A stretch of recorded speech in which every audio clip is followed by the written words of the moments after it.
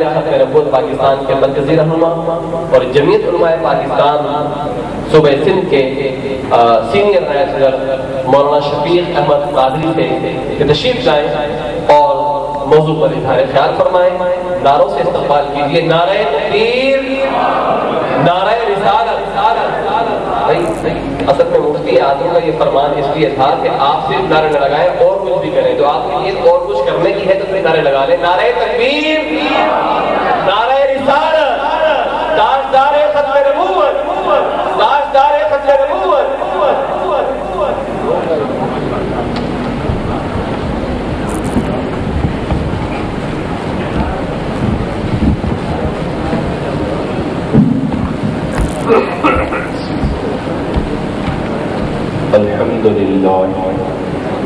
الحمد لله رب العالمين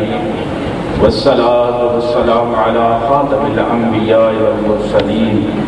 وعلى آله وأصحابه أجمعين. أما بعد فأعوذ بالله من الشيطان اللعين الرجيم. بسم الله الرحمن الرحيم. إن الله وملائكته يصلون على النبي يا أيها الذين آمنوا صلوا عليه وسلموا تسليما. اللهم صل على سيدنا محمد وعلى آل سيدنا محمد بعدد من صلى وصام. اللهم صل على سيدنا محمد وعلى آل سيدنا محمد بعدد من قعد وقام. وصل على جميع الأنبياء والمرسلين. قابل صد احترام علماء کرام، مشائخ نظام، اسٹیج پہ تشریف فرما ملک کے مقتدر علماء، تحریک فدائیان ختم نبوت کے عہدیداران اور میرے پیارے بھائیوں، آج 7 ستمبر کے دن تاریخ پاکستان میں ایک اہم دن ہے. اگر اس کو یوں کہا جائے کہ تاریخ اسلام میں ایک اہم دن ہے تو اس چیز کی گنجائش موجود ہے. اور یقیناً آج کے دن پاکستان کی قومی اسمبلی نے قائد ملت اسلامیہ امام اہل سنت امام شاہ احمد درانی صدیقی رحمۃ اللہ تعالی علیہ کی تحریک پر جو قادیانیوں کو غیر مسلم، کافر اور دائرہ اسلام سے خارج قرار دیا، یہ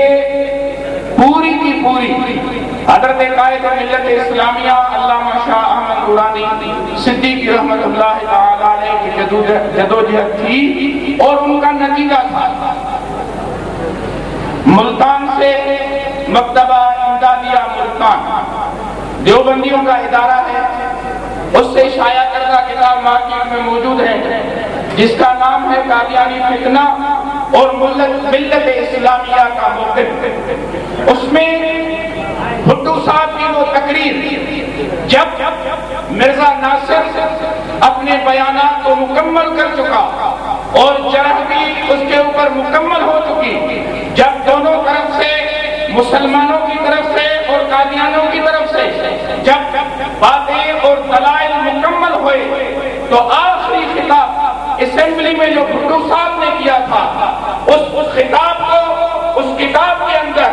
قادیانی فتنہ اور ملت اسلامیہ کا موقف، اس کے اندر وہ خطاب بھٹو کا موجود ہے جس میں بھٹو صاحب نے واضح الفاظ میں کہا تھا کہ میں مذہبی آدمی نہیں ہوں، میرا اسلام کا کوئی اتنا مطالعہ نہیں ہے، مگر آج اس اسمبلی کی پاکستان کی قومی اسمبلی کی فلور پہ جو فیصلہ ہو رہا ہے، جو قادیانیوں کے دونوں گروہ کو، لاہوریوں اور احمدیوں کو کافر قرار دیا جا رہا ہے، بھٹو کے وہ الفاظ اس تقریر کے اندر موجود ہیں جس میں اس نے واضح الفاظ میں کہا کہ میں نہیں جانتا تھا، مجھے اتنا دین اسلام کا پتہ نہیں ہے، مگر میں مولانا شاہ احمد درانی کی زبان پر یقین کرتے ہوئے یہ اعلان کرتا ہوں کہ پاکستان میں بسنے والے یا دنیا میں بسنے والے جتنے بھی قادیانی لاہوری یا احمدی ہیں وہ دائرے اسلام سے خارج ہیں اور ان کا اسلام کوئی بھی تعلق نہیں ہے۔ یہ بھٹو صاحب نے واضح کہا تھا کہ میں مولانا شاہ احمد نورانی صدیقی کی زبان پر اعتبار کرتے ہوئے، ان کی زبان پہ اعتماد کرتے ہوئے یہ اعلان کرتا ہوں کہ قادیانی جو ہے وہ کافر ہے۔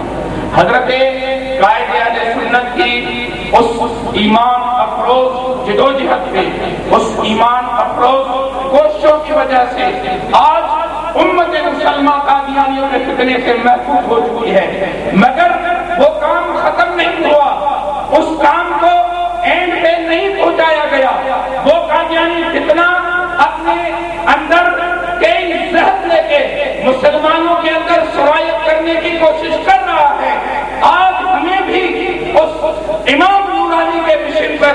امام نورانی کے طریقے پر، صحابہ کرام علیہ الرضوان کے اس طریقے پر چلتے ہوئے عظمت تحفظ ناموس رسالت، عظمت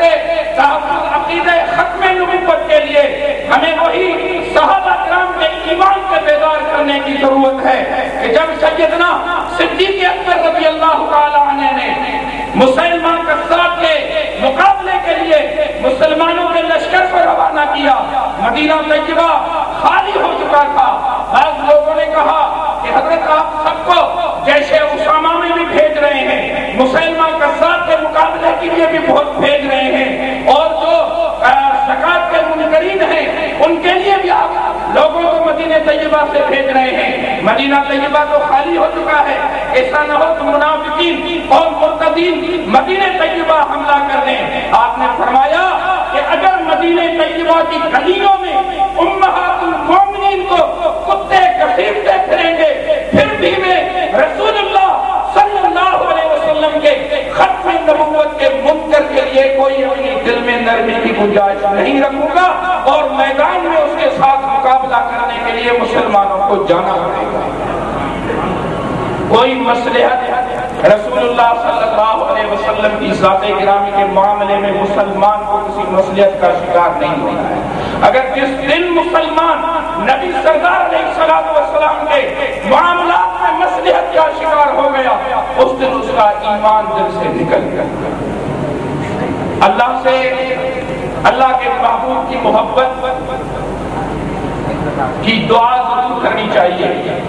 مگر اس کے ساتھ یہ بھی مانگنا چاہیے کہ اللہ ہمیں محبت دے غیرت والی، محبت غیرت والی ہونی چاہیے۔ محبت وہ ہو جس کے اندر غیرت کا جذبہ بھی موجود ہو۔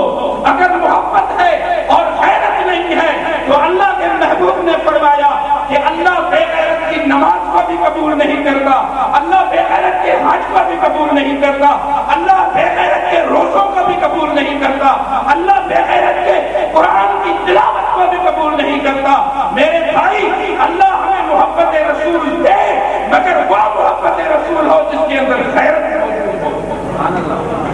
جس کے اندر ہمیں اپنے آقا مولا صلی اللہ علیہ وسلم کے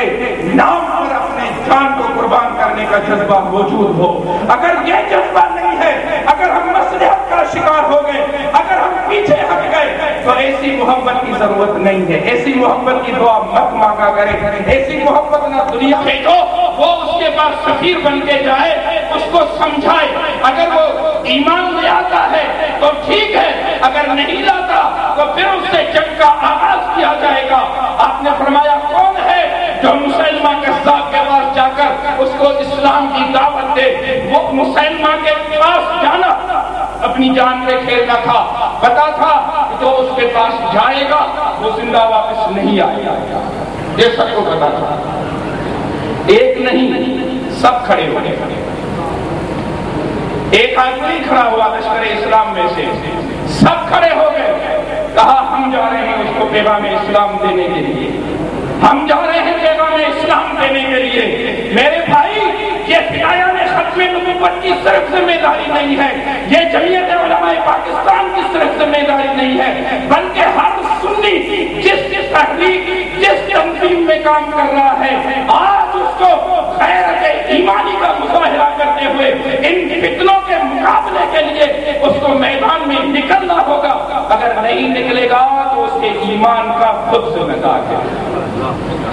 آپ نے فرمایا ایک صحابی کو فرمایا تم جاؤ، وہ گیا مسلمہ کے سامنے پہنچا، مسلمہ کو بولا کہ میں تمہیں یہ دعوت دینے آیا ہوں کہ ہمارے آقا و مولا صلی اللہ علیہ وسلم آخری نبی ہیں، ان کی نبوت پہ ایمان لاؤ، اپنے جھوٹے نبوت کے دعویٰ کو ختم کرو، اگر نہیں تو ہم تمہارے شہر سے باہر کھڑے ہیں، تھوڑی دیر کے بعد تلواریں میان سے نکالیں گے اور تم سے مقابلہ کریں گے۔ مسلمہ کذاب لال پیلا ہو گیا، تمہیں اتنی جرت کہ تم مجھے یہ دعوت دینے آئے ہو۔ مسلم اپنے لوگوں کو کہا کہ آگ جلاؤ،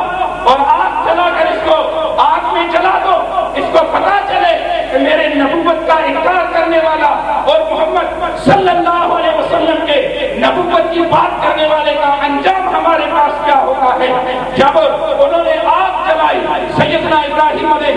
السلام کی سنت اس مسلمان کو پورے کرنے کی سعادت مل رہی تھی، ختم نبوت کے تحفظ کے لیے جب آگ جل گئی، مسلمان سے بولا، مسلمان کے ساتھ بولا کہ ابھی بھی اگر تم محمد صلی اللہ علیہ وسلم کا کلمہ پڑھنا چھوڑ دو تو ہم تمہیں ابھی بھی آزاد کرنے کے لیے تیار ہیں، اعزاز اور عزت دینے کے لیے تیار ہیں۔ اس مسلمان نے کہا کہ اس جان کی کوئی بات نہیں، یہ جان تو ہمیں جانی ہے، جس حج سے کوئی مقتل میں گیا وہ شان سلامت رہتی ہے۔ کہا ایک جان سے آئے ہزار جانیں میں خدا کرنے کے لیے تیار ہوں، تمہیں جو کرنا ہے کر لو۔ جب بالکل آگ کے قریب لائے، پوچھا کہ ہماری آخری کوئی خواہش ہو تو بتا دو، کیونکہ یہ دنیا کا قانون ہے کہ جب کسی کو موت سولی پہ لٹکایا جاتا ہے، موت کی سزا دی جاتی ہے، اسے آخری خواہش پوچھی جاتی ہے۔ پوچھا بتا دو تمہاری آخری خواہش کیا ہے؟ اس مسلمان نے، اس عاشق رسول نے، اس پاسباں نے، عقیدہ ختم نبوت نے کوئی اپنے خاندان کی بات نہیں کی، کوئی اپنے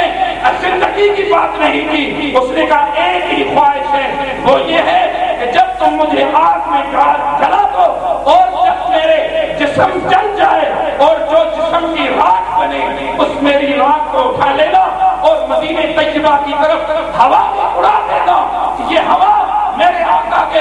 شہر میں میرے اس وجود کی خاک کو پہنچا دے گی، اور وہ خاک مدینہ طیبہ کے گلیوں میں جا کر میرے آقا کو یہ پیغام دے گی کہ آقا